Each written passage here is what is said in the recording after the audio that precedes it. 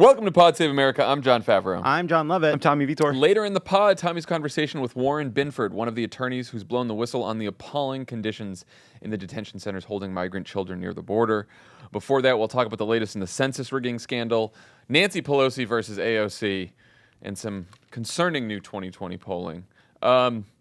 Lovett, how'd your 4th of July spectacular go? We had a great time. It was me and Love It or Leave It all-star Emily Heller for the full hour, talking about why we're patriotic, talking about Big Little Lies, talking about some of the all-time best debate moments. It was a truly fun episode that you won't want to miss. Check it out. Also, a new episode of This Land is out. This week's episode is titled The Postponement. It's going to discuss the Supreme Court's punt on a decision on Carpenter v. Murphy to the next term and what this means for the tribes. Mixed bag with this term, the Supreme Court. Yeah, pretty mixed. Not a ton in the bag. That's great. Yep, real trick or treat situation. Couple Raisinets in there too. Too many sweethearts. And a reminder that we have our big live show at the Greek Theater on August 17th. It will be guest co-hosted by Jamel Hill and will feature performances by Amanda Seales, Best Coast, and Jim James. We'll be donating the proceeds to Vote.org, Election Protection, the National Redistricting Foundation, and Think Social Impact. Tickets are going fast, so make sure to head to crooked.com/thegreek to secure your seats. Come see us. It's for 4 good causes. Come on. The Greek is a great theater here. It's outdoors. We're going to have a good time. What are you going to do? Nothing. If you don't do it, you're going to do nothing. Waste another fucking night of your life. Waste it. Just piss it away. Wow, is there another dystopian movie on Netflix made just for you? Oh, yeah. Look at those out-of-control teens on HBO. Let's check back in with them. I missed it last night. I've only seen the first one. I nearly got a vasectomy after, but here we are. Yes. Okay, let's get to the news. Last week, after the Supreme Court ruled that Trump's reason for wanting to add a citizenship question to the census was a complete lie, Justice Department lawyers said the decision was made to eliminate the question once and for all. So we thought that was that. Thought there was a little victory. Mm-hmm. Mm-hmm. That was until Trump tweeted fake news and said he intends to add the question anyway, potentially through an executive order that may come as soon as this week. And on Sunday night, the Justice Department announced that a new team of attorneys would be taking over the matter. Guys, what's going on here? Why isn't the Supreme Court decision the final say on the matter here, Tommy? I think that the big picture answer is because when Republicans used to put forward blatantly racist and political efforts, they would dress them up with a phony pretext to mask how craven it was. Like, if Ted Cruz were doing this, and he probably would have, he would have said that it was patriotic to declare that you're a citizen on the census, right? And called it like the Liberty, Promotion Act or some bullshit. Trump has dropped the pretense. They say the quiet part out loud. The racism is part of the political strategy and identity. So their long-term goal by getting this question on the census is to help states redistrict based on counts of only citizens in their states. So they're going to go as hard as they possibly can. They're going to ignore the Supreme Court because this is a craven power grab. Well, the reason the Supreme Court's not the final say in the matter is because the Supreme Court left them out here. Well, if you wanted a technical answer, that's also one you could say. Well, so the decision was pretty complicated, but it seems that there's 5 justices that ruled, which is unfortunate and scary now. 5 justices basically ruled, the 5 conservative justices, including John Roberts, that the administration has very wide latitude to add whatever the fuck question they want. But in another opinion, Roberts sided with the liberals on the court and said, yes, you can add a question, but the rationale needs to be real, and it can't be a complete lie. He called it a pretext. And what you did is you lied. But what that leaves open is Roberts basically said, if you can come back to us with a real rationale for this, an honest rationale, and prove that it's an honest rationale, then perhaps it could go forward. Well, that's the other thing about it too. Is it's first of all, you look at it, you're like, wait, I'm sorry, what are you suggesting? You need to come up with a rationale that is the real rationale. Exactly. Funny situation they're in, because of course we know what the real rationale is. The real rationale is what we found from it's from Chris Kobach and Steve Bannon and that Dead Guy's Hard Drive that basically said This helps you, first of all, to Tommy's point, move toward that long-term goal of counting not people but citizens, to redistrict in a way that once again tilts the favor towards rural areas, towards white areas, against urban areas, against diverse areas, against Democratic areas, toward Republican areas, but also will help you undercount and make sure that your citizenship, and make sure the census favors Republican areas and white areas. That is their actual rationale. Of course, they can't say that, so the directive from the Supreme Court is come up with a more believable fake reason. And what I think is so chilling about what's happened is this isn't Trump. This is Republicans. This is intellectual Zambonis around Trump coming in and trying to smooth over what he did and give him a better basis. This is Hugh Hewitt with the legal argument. This is people like former federal prosecutors, former judges coming in and saying, you really fucked this up. Here's the way you get this over on the Supreme Court. Here's the smart argument that John Roberts would accept so that we can do what we need to do, which is undercount people of color and undercount Democrats and cement our minority rule status in this country. This is my point. I mean, they did this with the travel ban. They asked for a do-over. They're getting a do-over here, and they did it with the travel ban where they said, ignore all the previous statements where we called this a Muslim ban. No, it's not. It's about these other things. They're asking for a do-over in this case. They want the courts to ignore all the previous statements and lies about how the citizen question somehow had something to do with enforcing the Voting Rights Act, which was a clear, like as if that had been a priority and anything else his administration had done. Yeah. Roberts basically struck down the relevant parts anyway. But and they want a newly constructed legal argument. Now, no human being in an argument would accept this happening, right? But in a legal proceeding, they might be able to make it fly. We don't know. But like, this is my point. They are craven enough that they don't care about how it looks. They're just going to proceed.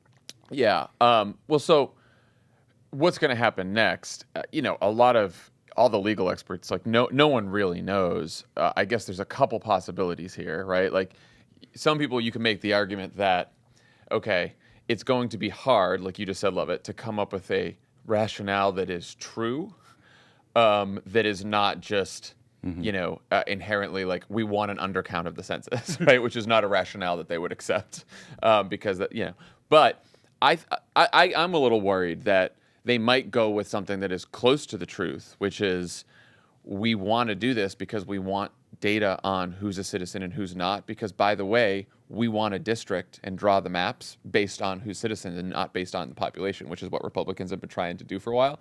And that is a rationale that is somewhat true. And yet, as we just saw in the gerrymandering case that was handed down, Republicans the Supreme Court, the conservative majority basically said that it is okay to draw maps based on partisan lines. Well, that's also, and I guess I think it's in one of Alito's footnotes, it says basically you could say you're doing this because you need to know about immigration policy. That's you need to know about various rules. Alito gave them the rationale. The big picture is that basically the Trump administration got a little bit cocky and didn't understand that they needed to do a little bit better. And all the sophisticated conservatives around this administration, and I think this is part of the reason the case has been fucking reassigned inside the Department of Justice, we were saying, like, you fucking morons, you fucking half-wits, here's how you fucking do it. Here's how you make a sleazy goddamn argument. Well, that's the other thing is that, obviously that Sunday night announcement that they're going to have a new team of lawyers, there's two reasons why they'd have a new team of lawyers, right? The first reason is that some of these career attorneys, which was mostly in the first team, decided we're not going to lie and come up with this awful rationale. Further humiliate ourselves. But the second is that the first team of attorneys has already lied and humiliated themselves in front of the court. And so if you're going to say, oh yeah, we gave you a rationale that was pretext, that wasn't right, but we actually meant this original rationale. When we said Voting Rights Act, that was like a slip of the tongue. What we actually meant was immigration policy, potential redistricting, and a bunch of issues about entitlements. Yeah, so you need a new team for that. Just the other thing for people to know about the sort of attempt at a good faith argument that John was making, that maybe there is a rational reason why you'd want to know how many citizens or non-citizens there are in the country. Okay, the census is actually a very bad way to count people. It turns out that statistical modeling and mathematics has advanced since the Constitution was written, and you can, use regression analysis and other like advanced ways to figure this shit out, other data sets, right?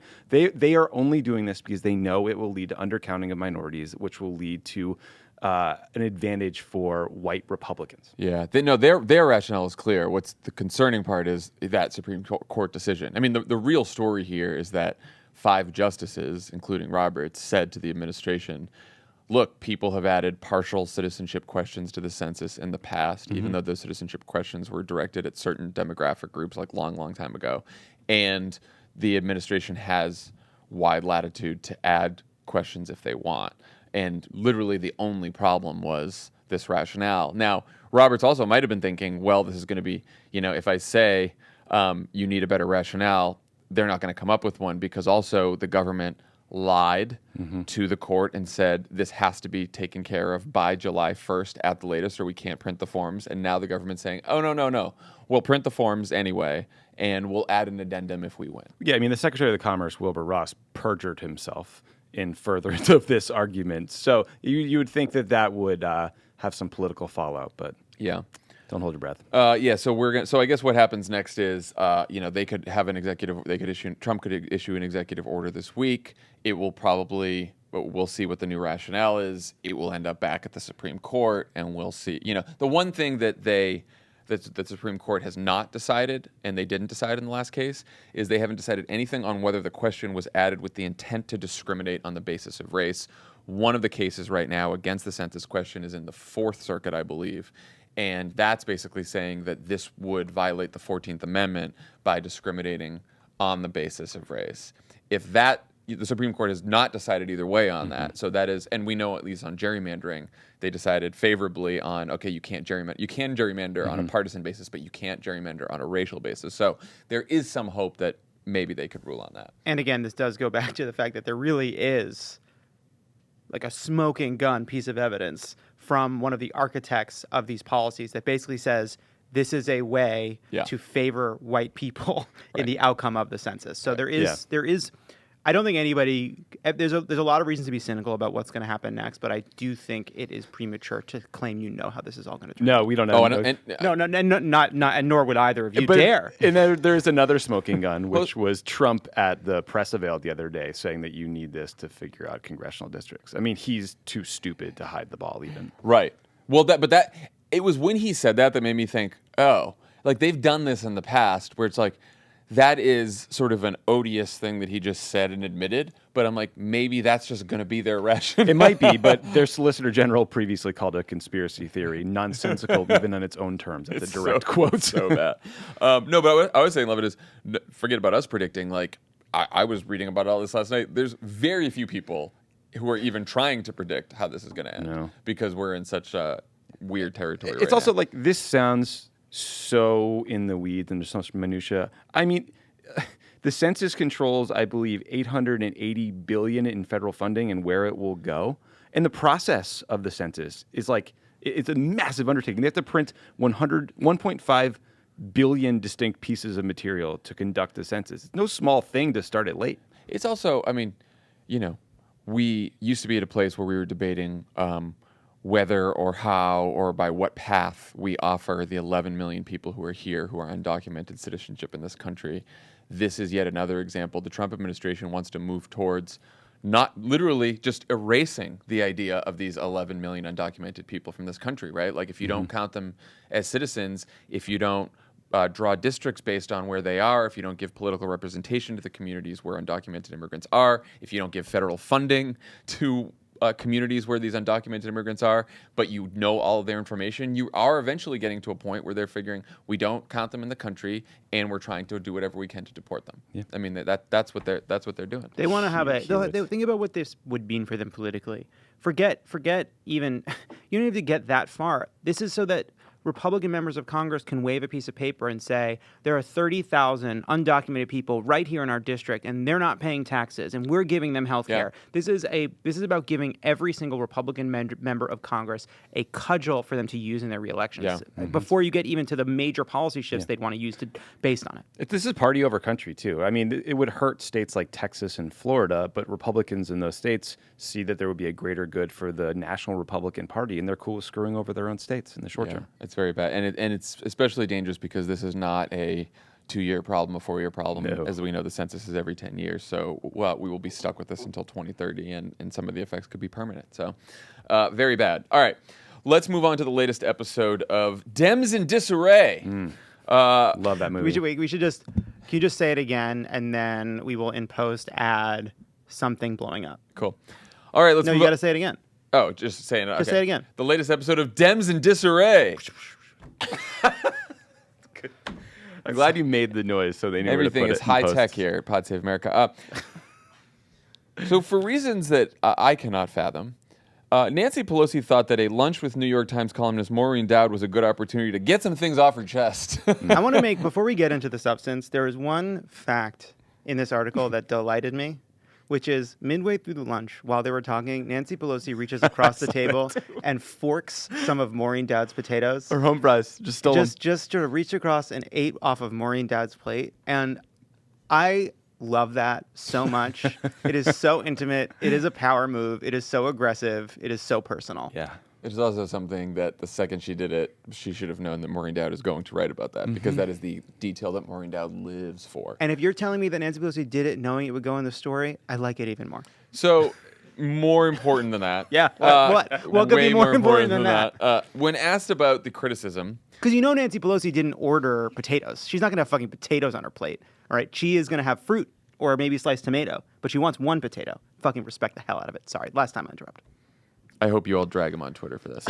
Some comments sur la table from Mr. Lovett here. Just thinking it through. So when Pelosi was asked by Dowd about the criticism that followed a recent vote on a border funding bill that failed to satisfy House members like Alexandria Ocasio-Cortez, Rashida Tlaib, Ayanna Pressley, and Ilhan Omar because it didn't include enough protections for migrant children, Pelosi said the following, quote, "All these people have their public whatever in their Twitter world, but they don't have any following." Sorry, let me do that again. "All these people have their public whatever in their Twitter world, but they didn't have any following. They're 4 people, and that's how many votes they got." AOC responded by tweeting, quote, "That public whatever is called public sentiment, and wielding the power to shift it is how we actually achieve meaningful change in this country."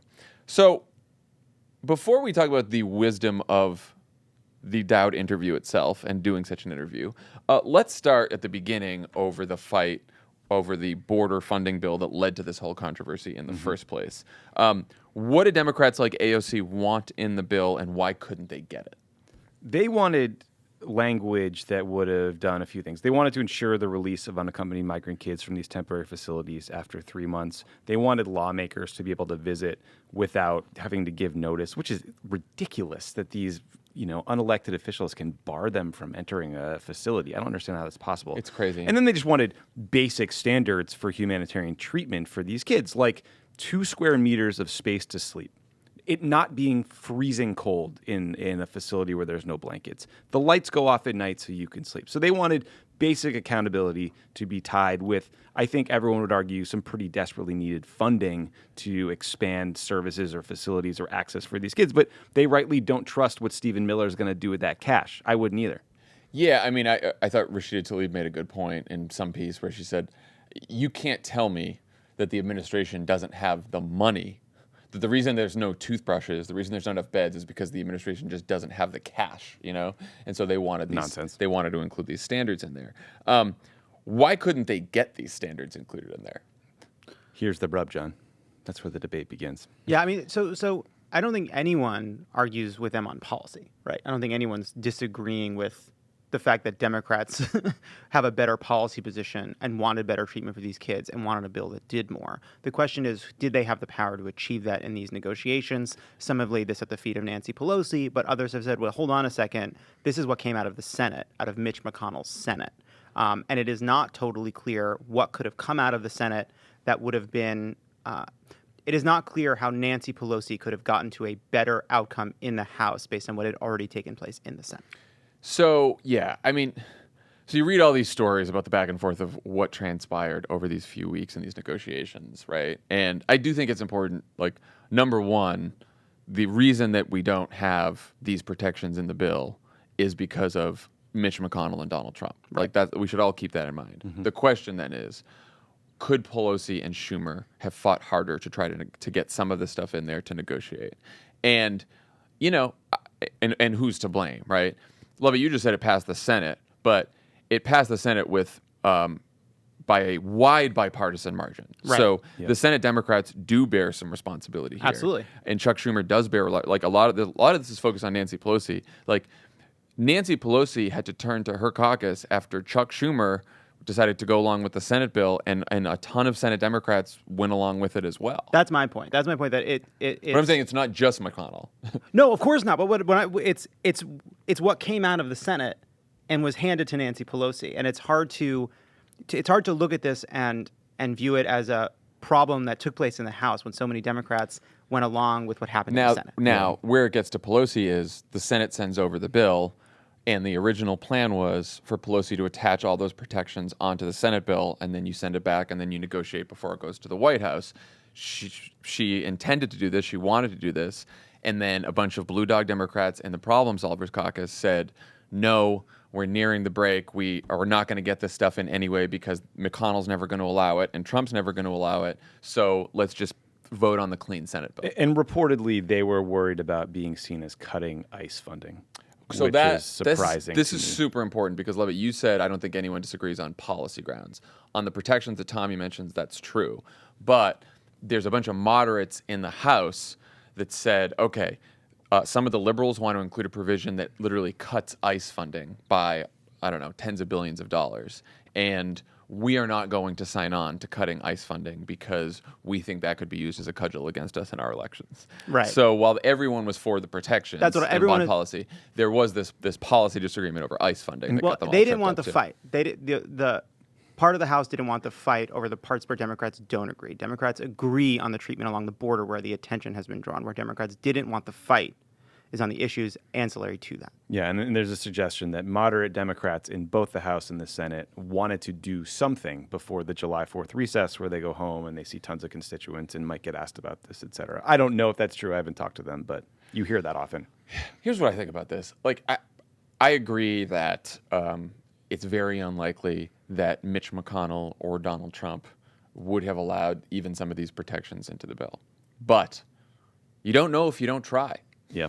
And I think, we always used to have a saying in the White House, get caught trying, right? Like they could have, I know the July 4th break was coming, but imagine a scenario where the House Democrats and the Senate Democrats stood together and said, we are not going to leave here until there are the most basic protections in this bill, the things that Tommy just talked about, right? Health and safety standards, making sure that these kids are actually, that we follow the law and that these kids are transferred after a certain amount of time, making sure they have enough beds, making sure they have toothbrush, like making sure that members of Congress can visit these things. Like those are very, I guarantee you, those are not like swing district issues. Those are very popular. Those are not complicated message events either. No. You know what I mean? You can explain to someone that a kid needs a toothbrush.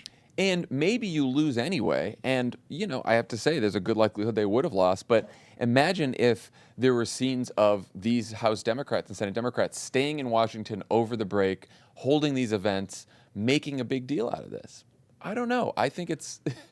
Yeah, I wonder. I mean, the thing that I find hard to parse is I think it's similar sometimes to critiques on the media. Sometimes Nancy Pelosi takes the criticism not for the positions she holds, but for understanding the positions of her members, right? And so I don't know exactly what happens if Democrats pick that fight when the bill has passed the Senate with so many Democratic votes and she doesn't have unity inside of the caucus. Well, this is an important point in that there's so much focus on Nancy Pelosi. Is she I saw a piece that was like, if you need to. Sorry, I saw a piece that say it's not just enough to oppose Trump. You have to oppose Pelosi too now because she's fighting against the interests of the party. Like, it's a lot overdone. Yeah. Okay, because it's not just Nancy Pelosi. It's Nancy Pelosi, Chuck Schumer, a bunch of Senate Democrats, and they're not just like blue dog Democrats in the House. There's a lot of Democrats that in the House that we all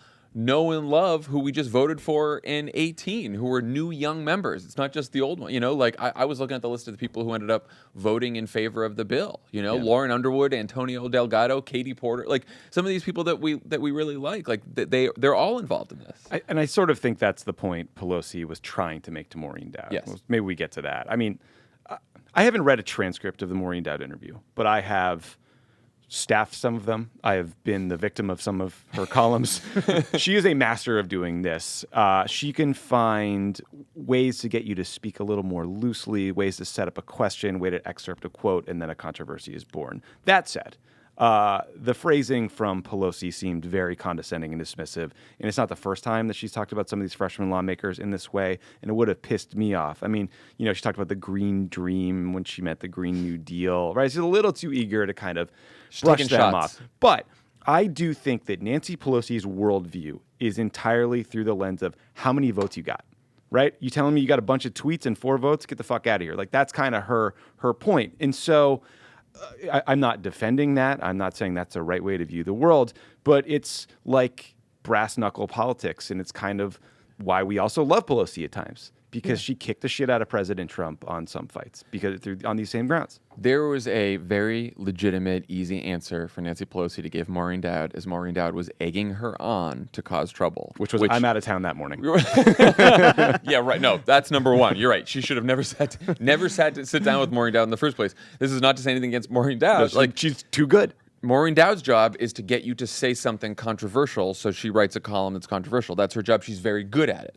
Nancy Pelosi's job is to not give her that stuff, is to not do that. Nancy Pelosi, when asked about this, could have very easily said, we disagreed on this one. They had their views. They didn't persuade enough people to go along with them, so they didn't have the votes, so we had to move in another direction, but I respect them and I respect their views. That's it. And you have the disagreement, and some people would have still been annoyed with her, but I don't think she would have gotten all this shit. And she shouldn't have gotten all, and she wouldn't have deserved to get all this shit. Like, we are in a environment right now where every word, every one of these Democrats, whether you're running for president, whether you're in Congress, everything they say could screw up another fucking news cycle on the way from now until 2020. Like, we have to exhibit some message discipline as a party from now until the election, because every fucking day counts. And Nancy Pelosi is just too smart to let herself slip like that. Yeah, it's also even inside of this argument, it's like there's an important part of this debate, and there's an unimportant part of this debate to me. There's a really important part of this debate, which is, where do you draw the line? How hard do you fight? How hard do you fight? Yeah. And where do you pick your battles and do not? Yeah, you're right. And this issue. And I don't think that's an easy one. The issue is clear. The issue is black and white. The treatment of these children is clear and black and white. The fights are harder because our goal is to win, obviously, on these incredibly important issues, to make sure we hold the Trump administration accountable, to protect those kids right now. That is an emergency. But we're also in the middle of a long-term battle in which we have to make choices about when we fight and when we don't. Not put this moment aside. There is a dispute inside of the Democratic Party about, should we fight on impeachment, right? Should we be more aggressive with subpoenas? Should we be for single payer or not for single payer? These are incredibly important debates about how far we should move to the left, whether we side with the moderate parts of the caucus or the more liberal parts of the caucus. That's an incredibly important fight to have. The second part, the part that's less important to me, is this kind of ego part of this, where you have arguments over who's allowed to have a position, who should fight and who shouldn't. I do think it's a weird pattern of her being dismissive of these new members. Yeah, it would be much smarter of her to recognize the fact that she's got some rock stars in this caucus and bring them into leadership, bring them into the tent, try to find a better way to work with them, and harness the tools that they've built. Like, don't mock getting retweets. Yeah. Right, it's a primary way that we communicate. The President of the United States communicates primarily through social media, so we should do that. And I think what's important to realize here is Pelosi was the one who screwed up by making it personal in that column, and the person who handled it in a much more adult way was AOC and her responses, because she made it about the fight and the substance, and she did not take a personal shot at Nancy Pelosi in response, which I think says a lot about her. It also wasn't the only weird thing in the column. Like, the term self-impeachment, that was ill-considered. And then I know Brian Beutler it drove him completely nuts. Yeah, well, he's been tweeting about it. David ends and why and impeachment. And then the response to the E. Jean Carroll rape allegation against the president, I just thought it was a odd, tonally off way to deal with the fact the president of the United States was accused of rape. That's not a thing we blow past. There's a fact, which is we Democrats do not have the power to impeach and convict the president. We do not have the power to force better standards at these facilities right now. We control the House. We do not control the Senate. We do not control the presidency. That is a fact, right? And so the question is, when you know that you don't have the power to do these things, what does the fight look like, and how hard should you fight? And my argument on impeachment has been it's more of a media play and a message war play than it is about, doing the morally right thing or convicting him, right? It's about grabbing the megaphone away from Donald Trump. And similarly, I think if they had fought over this border bill, it's not about will they get the bill that they want. It's about Democrats who put these people in power saying, you know what? They fought really hard. They lost the fight because McConnell and Trump are still there, but these people are fighting for me, and they are fighting for this country, and I feel pretty good about that. And, it doesn't matter as much as having power, but it matters because that might be how you get power. And it's also, I think going back to the E. Jean Carroll point too, I think what some of the new members have been pushing against is a kind of learned helplessness. There's choosing your battles, and then it's deciding that, well, because he'll get away with this, best not to fight. But of course, because you're not fighting, you make it easier to get away with it. You guarantee it. You guarantee it. So I guarantee it. It's frustrating. It's frustrating, and none of these are easy questions because ultimately, you can't fight every fight all the way to the end, and Donald Trump has been accused of a serious... look at what we're talking about at once. We were talking about the President of the United States being accused of a rape, and we were talking about human rights abuses against children at the border of our country. And we need to fight on all fronts, but it's hard, and it's hard to know where you'll strike a blow and win, and where you'll have wasted time that you could have used to fight on some other front. These are incredibly difficult questions at a time in which what we have is one half of one branch of the government. Yeah, it's what we said with impeachment. You either believe that we are in a national emergency and you act like it, or you don't say things like that. Yeah. Yeah. All right, let's talk about 2020. According to a new poll from the Washington Post and ABC News, President Trump is currently receiving the highest approval ratings of his entire presidency. Among registered voters, 47% say they approve of Trump, while 50% disapprove. In April, his approval was at 42%, with a disapproval of 54%. Again, this is registered voters. Trump is basically running even when matched up against Warren, Harris, Sanders, and Buttigieg, while he trails Joe Biden 53-43. Biden's lead over Trump is due to a 7-point edge among independents, while the other Democrats are even or trailing with this group. He also has a 28-point edge with moderates, and the other Democrats have a much smaller advantage among moderates. The poll was taken in the days following the first two Democratic primary debates. So with all the usual polling caveats in place, snapshot in time, just one poll, blah, blah, blah, how alarmed are you by these numbers? Tommy, you want to start?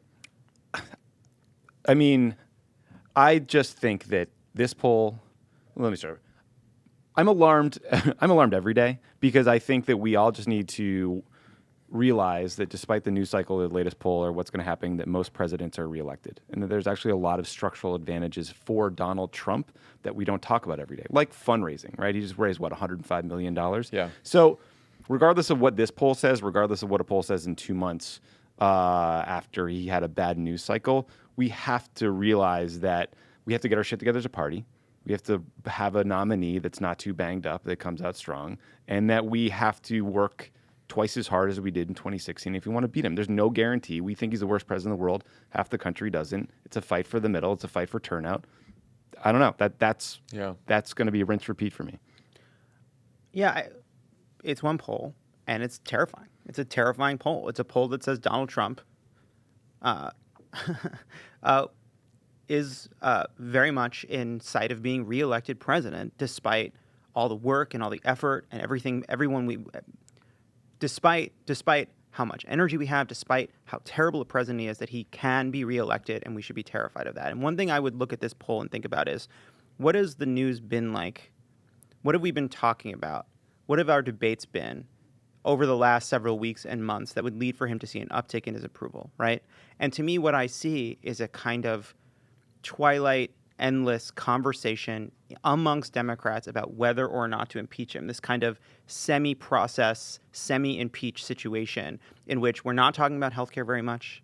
We're not talking about policy very much. We're talking about Trump, and we're talking about whether or not it's the right thing to do to impeach Donald Trump. And when I look at that, I think we got to find a way out of this kind of a conversation. And I think now there's a debate, I think, to be had as to whether or not it's through impeachment or just putting impeachment aside. My argument would be we've got to do the impeachment thing, or this will be hanging over us till the end of the election, and we have to make our case and put it out there, because what the kind of stalemate we're in right now is one in which we're not talking about anything at all. I slightly disagree, only because this poll was in the field immediately following the Democratic debate. So what we were talking about, we actually haven't been talking about impeachment in a couple of weeks now. What we were talking about when this poll was in the field was what happened in the Democratic debate, the positions that Democrats took. Like, that was all in the news. We saw this in 2016, we saw this in 2018, when the news cycle is about Donald Trump and Donald Trump being awful and Donald Trump doing something awful. He actually does do a little worse. When it's about the Democratic Party, Democratic infighting his opponent, whether it was about Hillary Clinton, then he tends to do a little better. If he recedes into the background a little bit, he tends to do a little bit better. In this poll, and when people are just left with the daily experience, where how bad could he be? My life is pretty normal. Well, and so that's a key stat in this poll. 65% say that Trump has acted unpresidential, unfit for office, all that kind of stuff. But majority gives him credit for the economy. So the question is, if you have a bunch of people who are like, yeah, we're used to his awful behavior, we feel like the economy is okay, then what are you left with? I mean, the other thing I think we really have to dig into in this poll is Joe Biden leading by 10 points among registered voters when matched up against Donald Trump. And both of them have very high name ID, so it's that's a number you can really take to the bank, or at least one that's real, because it's been repeated in multiple polls over time now. And you can look at the other candidates, and for sure, on some you can say, okay, their name ID is a little lower than Joe Biden, so give him more time to get known, and that number could close. Bernie Sanders, you can't say as much because his name ID is nearly universally known, but he trails Biden in that matchup. And so then the question is, who are these people out there who, when it's Joe Biden, say they're going to vote for Joe Biden and the Democrat, when it's not, say they're going to vote for Donald Trump, or say that they're undecided? That's not to say it's these people have a certain ideology, that they're more moderate, that they're more this and that. We don't know any of this yet. But there's something about that should at least give us pause and make us think. I do think, though, that Joe Biden has more than just name ID. And if he and Bernie had 100% name ID, he still has been able to tell a story about himself for the past 8 years that is far bigger, that is about his values and vision, and an association with Barack Obama that is going to be hard to wear off. Whoever we nominate is going to get the shit kicked out of them by the Republicans and the RNC, and they'll try to define them as the worst thing they can think of. But that person will also have a convention and TV ads and more debates and a chance to tell a story about him or herself that hopefully will counteract the kind of thing you're talking about. It is undeniable that as of today, before any votes have been cast or caucus goers caucused, that Biden has an advantage. Yeah, and I would just say there is a consensus among opinion havers on Twitter and some on the left that Democrats do not need to win moderate voters, go after moderate voters, go after independent voters. Independent is tough because you could be independent for reasons that aren't ideological. But that we don't need those voters at all. We need to do is, there's a whole bunch of voters, 4 million Obama voters who stayed home in 2016, and they're younger, and they're more likely to be people of color, and they're more likely to have more liberal values. And if we just, are progressive enough, we can bring all these non-voters in, and we can win that way. And we don't know that that's definitely true. Like we've been saying, it's not either or, it's both and. A Democratic nominee has to be able to appeal to moderate voters, to independent voters, to swing voters, and they have to be able to excite the base of the Democratic Party at the same time. You have to be able to do both. And I think to completely dismiss this idea that we don't have to worry about folks in the middle at all is just, it flies in the face of a whole bunch of evidence. Yeah, and I would also say, put aside candidates that you want. Right, exactly. Put aside candidates you want. Just think about the argument. Use this as a way to come to to think about what argument is playing out for a lot of people. All right, we're going to debate if you just should get new voters versus independent voters or moderate voters, suburban voters, whatever you want to call them. Let's just talk about what happens when you see it. Let's think about what it means that there are these people out there that are willing to vote for Trump, but who might be more likely right now, based on being asked, vote for Biden, whether or not. And to me, what I hear when I think that is that Biden is safe. You know what you get with Joe Biden, Yeah. right? You get a kind of you get something you're quite comfortable with, familiar with the years that we had before Donald Trump was president. I've said this before, but I always think it's worth coming back. Like, we talk about, you're listening to this, you are in the fight. You know why Donald Trump is unfit. You are fully aware every day of the machinations and malevolence and incompetence and chaos and cruelty and racism of his administration. But there's an implicit promise Donald Trump is offering to a lot of people who aren't paying attention as closely, which is, yeah, I'm a dick and I'm a liar and I'm kind of racist and I say some shit you hate, some stuff that makes you uncomfortable, maybe some stuff you secretly agree with but you know is maybe not totally on the level. But how bad am I really? How bad could things be when the economy is doing fine? You have a job. Your community looks the same. I'm not chaos. I'm not crazy. Everything is fine. But Yeah, look at or I am pretty bad, but what do you care? what do you? Yeah, but like, It's not hurting your life. not hurting you. All right. And, all this crazy talk about how evil I am, corrupt I am, Russia, all the rest. It's all a big show for the cameras. It's all a big DC thing that doesn't really affect you. Think about your day-to-day experience. How bad am I really? Do you really want to mess with what's going on with the economy doing well? You really want to fuck things up? I don't think so. Don't take a chance on these crazy people. It's not don't listen to them when they say how terrible I am. It's all a big show. I'm fine. You're fine. Well, Stay with what's working. There's two ways to handle that. One is to have a greater focus on just how bad and dangerous and unstable Donald Trump is and what he might do if he is elected another 4 years, which is another argument for having a bunch of impeachment hearings that focus on his crimes and misdeeds. It's also a focus on just, every time a foreign policy disaster happens, I think to myself, that's an opportunity for people to say, Donald Trump's elected for another 4 years, really awful things could happen. So there's upping the stakes in the election. And then there's doing what Elizabeth Warren and Bernie Sanders are doing, which is make a larger structural argument about, maybe the economy's fine on the surface, the numbers, but below that, people are having a really hard time in this country. And the news is not paying attention to all the people who are really struggling. And I think that doing both of those things is really important for Democrats. I do think the third piece of that, too, though, is a policy argument, I think probably around healthcare, some other issues that say, look at what he's going to do if he wins re-election. If you give him the mandate, he's going to come for your health care. All right, he's going to continue to tilt the tax code against you. He's going to fuck with the things that you rely on in your day-to-day life. I think that has to be a big part of this because I think that works for both the kind of people who don't want to rock the boat, who are afraid of losing their health care and are afraid of Donald Trump's policies on health care, and for those who are part of the Democratic base. All right, let's talk about some of these candidates. Joe Biden spent his 4th of July trying to right the ship after a tough debate. In a speech in South Carolina this weekend, Biden apologized for fondly recalling his work with segregationist senators.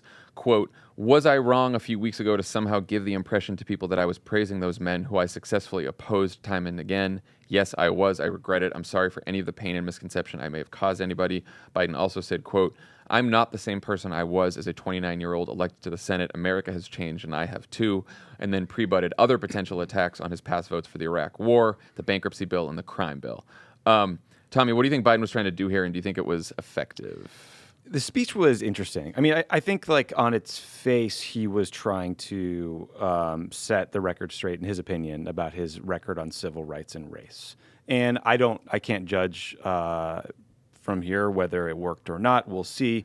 But I think what was odd about the speech is he goes on to try to defend a bunch of other policies that he was criticized for. For example, he talked about his Iraq War vote again and said, I voted for the Iraq War, but then Obama told me to be the guy to manage the process to wind it down. And I thought that it was strange to hear these other unrelated issues in the speech, and then I still don't think that Iraq answer is particularly effective.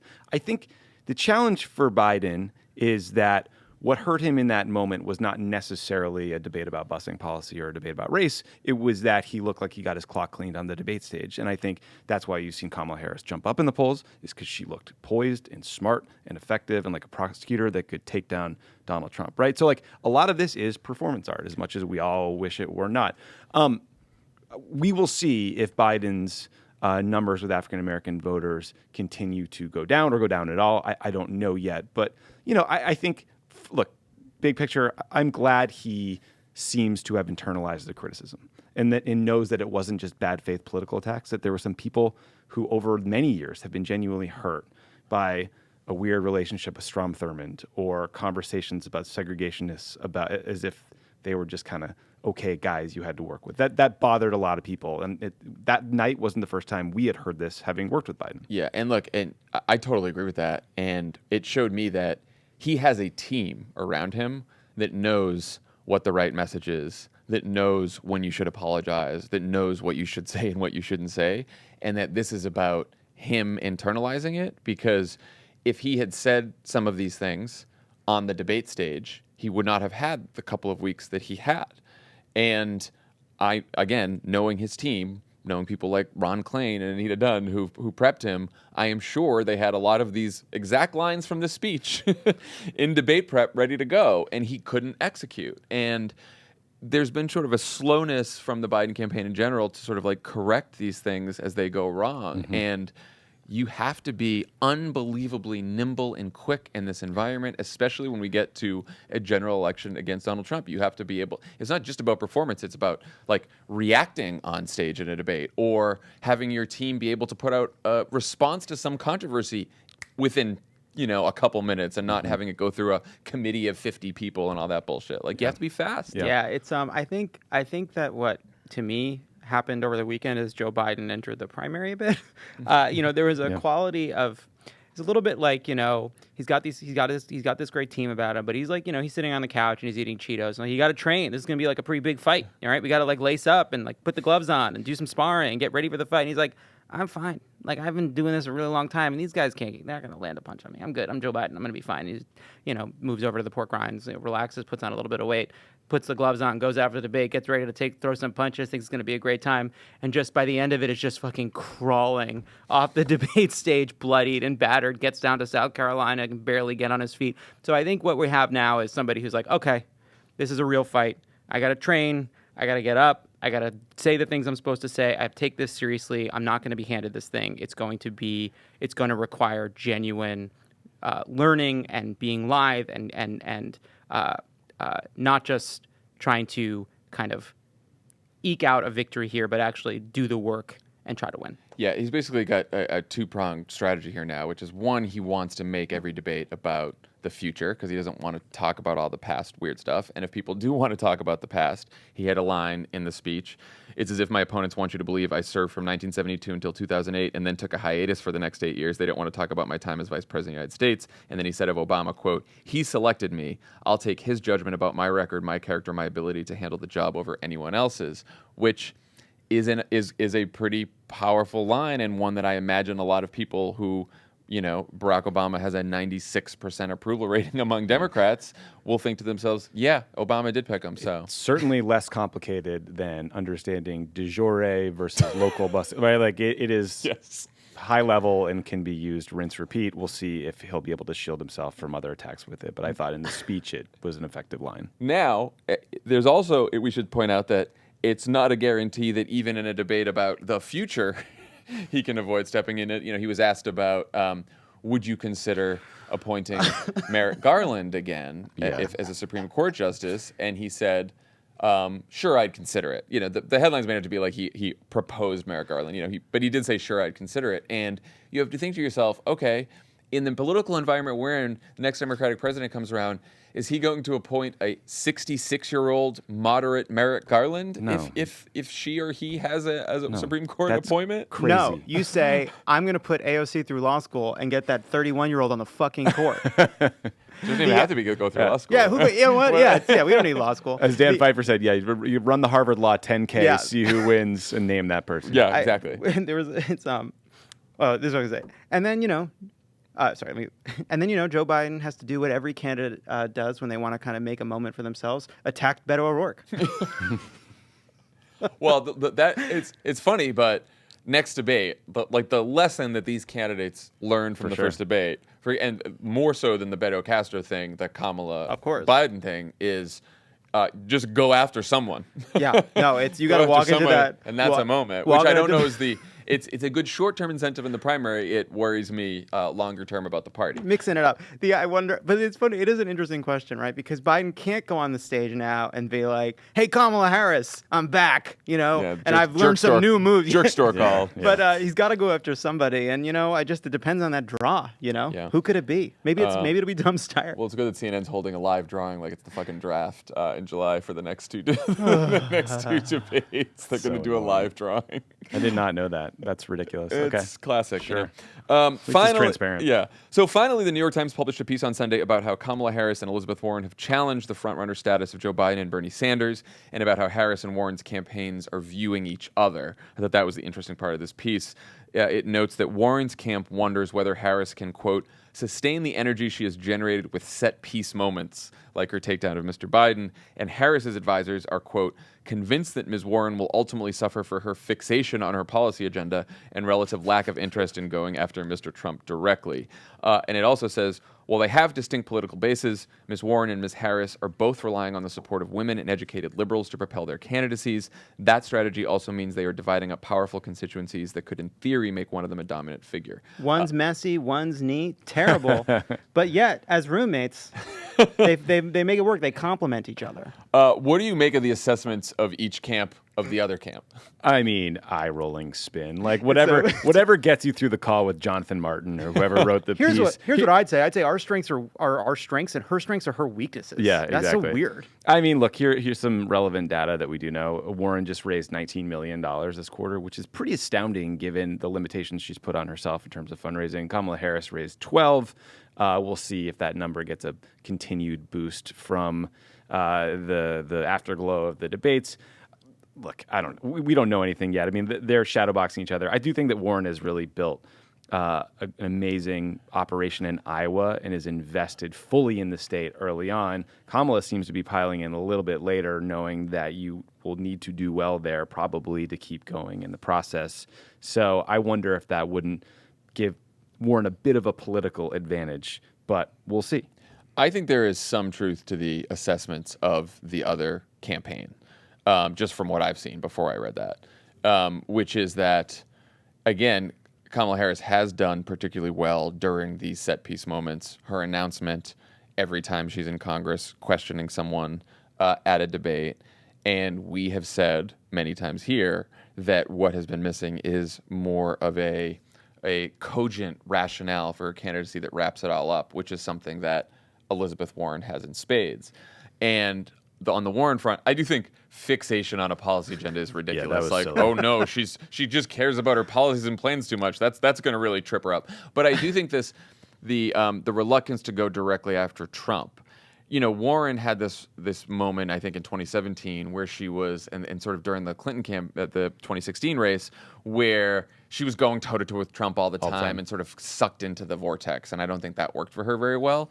She may have now overcorrected to the point where, I mean, we all had this reaction watching the debate with Kamala and Biden. It wasn't necessarily the substance of what Kamala was taking on. It was, oh, I'm watching Kamala Harris on stage and I could see her go after Trump like that because she's not afraid to mix it up and she's a fighter and stuff like that. And Warren, her message and the way she is could be a message for 2016, for 2012, like it's this larger structural debate about the economy, but you might have to bring Trump into it a little bit, I think, to sort of round it out and to show people I can go after this asshole and I can do this. My guess is that's exactly right. It's the background, the quotes directed at each other gives each of them a set of marching orders to how to flesh out their candidacy. Elizabeth Warren, people, they know they trust her on policy, right? They know she's really smart. They want to know if she can win. Yeah. And that's going to take set-piece moments where you pick fights, throw punches in the debate, what have you, that shows that she's tough, she'll fight, and she can win the fight. Well, look, a good, healthy primary makes the ultimate nominee better because that nominee sees the other strengths of the other candidates and starts, improving. I mean, so it could work, Look, my guess is Warren is seeing a bunch of data in early states that says voters want to hear what you're going to do for them. They don't want to hear about Trump all the time. They're sick of that. True. And so I think that her strategy is smart and right. And I don't think she needs to focus on Trump necessarily. And I still think you can conduct that kind of strategy while mixing it up at debates with your opponents and looking tough. Because we all think Kamala Harris could kick Trump's ass now because she was really tough on Biden. Right, she turned so it was Biden. a bank shot. She turned Biden into an avatar for Trump. Warren can do that on the debate stage. She can do that in another fight. She can do that with a banker at a congressional committee. We're all doesn't have to be Trump. Doesn't have to be Trump, but that's what we learned from that Kamala fight. Yeah. Okay. When we come back, we will have Tommy's interview with Warren Binford.